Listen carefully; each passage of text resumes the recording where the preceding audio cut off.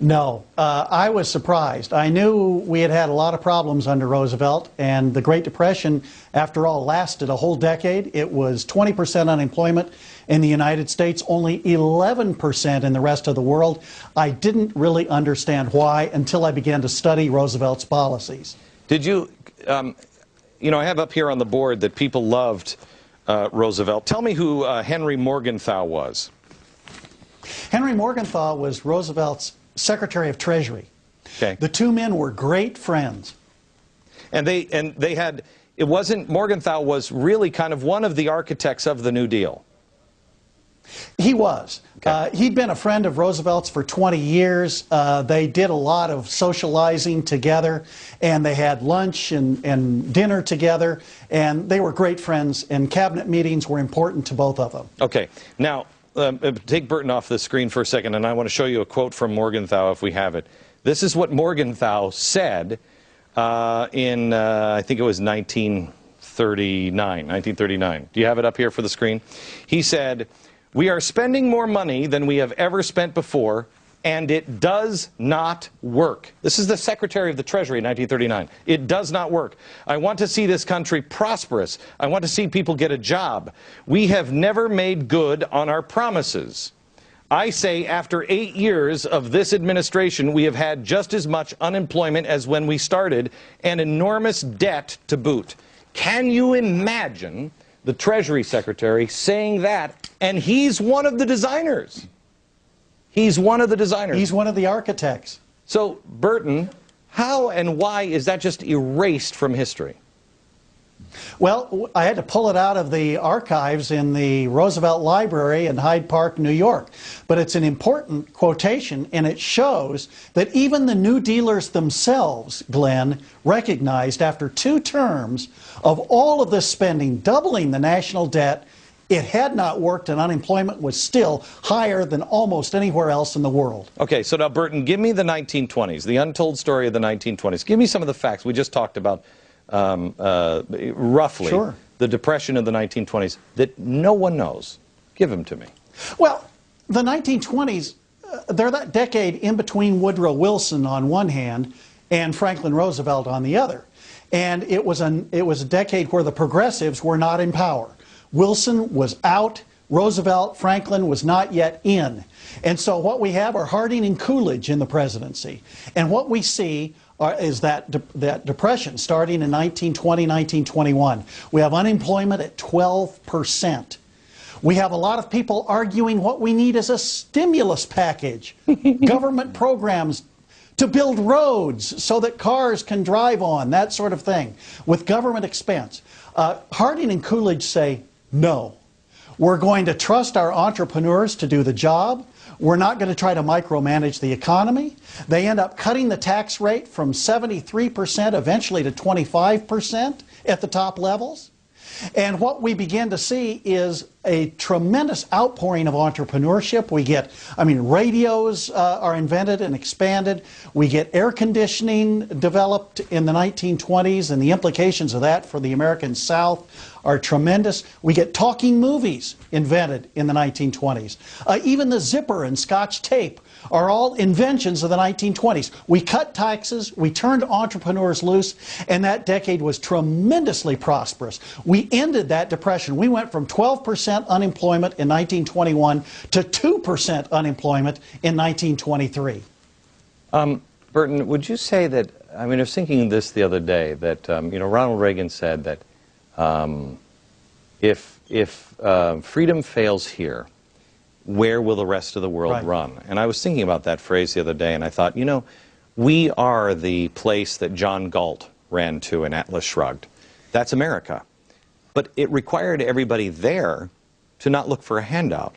And what the progressives try to do is make sure there are no peaks and valleys, that there is no good times and then a crash and a good time. That's not possible to create. There'll be crashes. And there were crash after crash after crash. But they were short-lived crashes. We didn't go through long periods. They were just short-lived.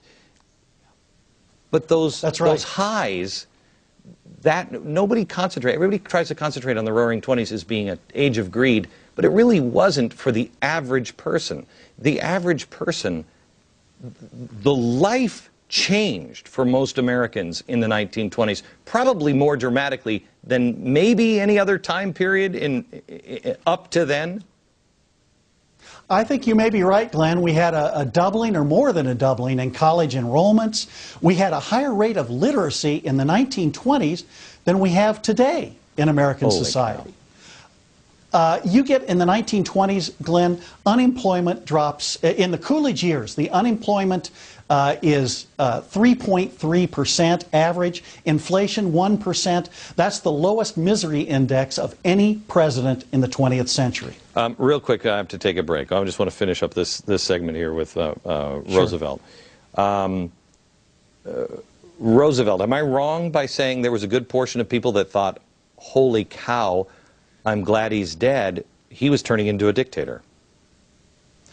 Well, there were a lot of people who thought that, and as you pointed out, we immediately had a constitutional amendment to prevent any other president serving longer than 2 terms. Part of Roosevelt's success. Tell me, just so people don't, because constitutional amendment, it doesn't happen anymore. Explain that that's not a one-party thing. You can't get a constitutional amendment through with one party. No, you had more than one party involved in this. Some of the Democrats went along with it as well. Many of the Southern Democrats were upset with Roosevelt, and the Republicans as well, and we just decided that 2-term limit was the best idea, that it had not worked well with 4 terms of Franklin Roosevelt. Burton, thank you very much, and I want to leave it there on Roosevelt, and now I want to go to George Washington and Sacred Fire, because 2 terms, there was a reason it was 2 terms. A reason. I'll explain in just a second.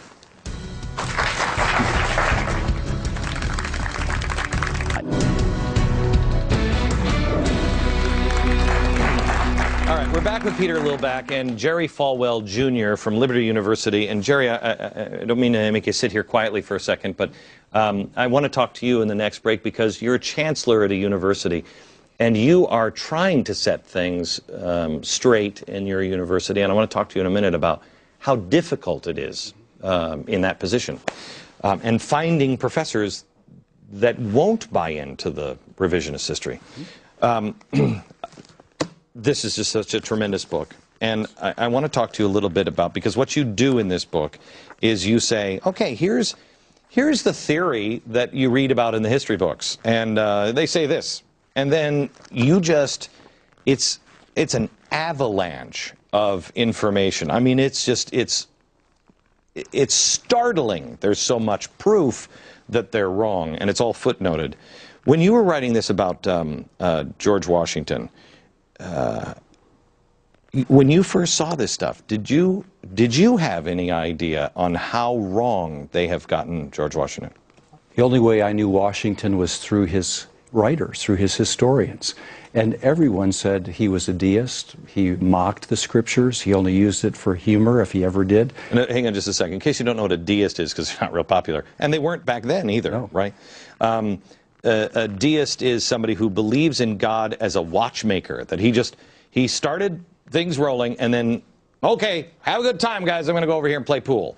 And so it's just a machine that's running now. He doesn't believe in Jesus or anything else, right?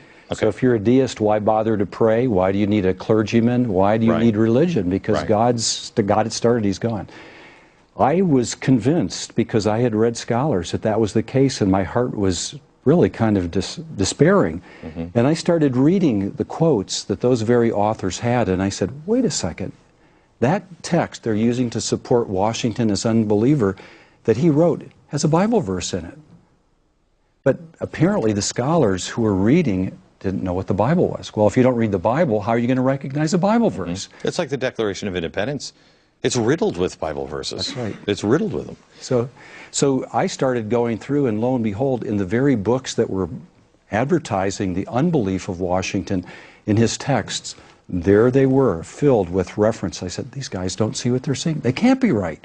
And so I was astounded by the time, 15 years later, working on it, just how much material there is to show that he had a vibrant, personal Anglican or Episcopalian Christian faith. So you believe that this was an error of history, that they just didn't know, or this was a purposeful change in him? I think there's an element of both. We can really see a shift that occurred at the bicentennial celebration of Washington's birth.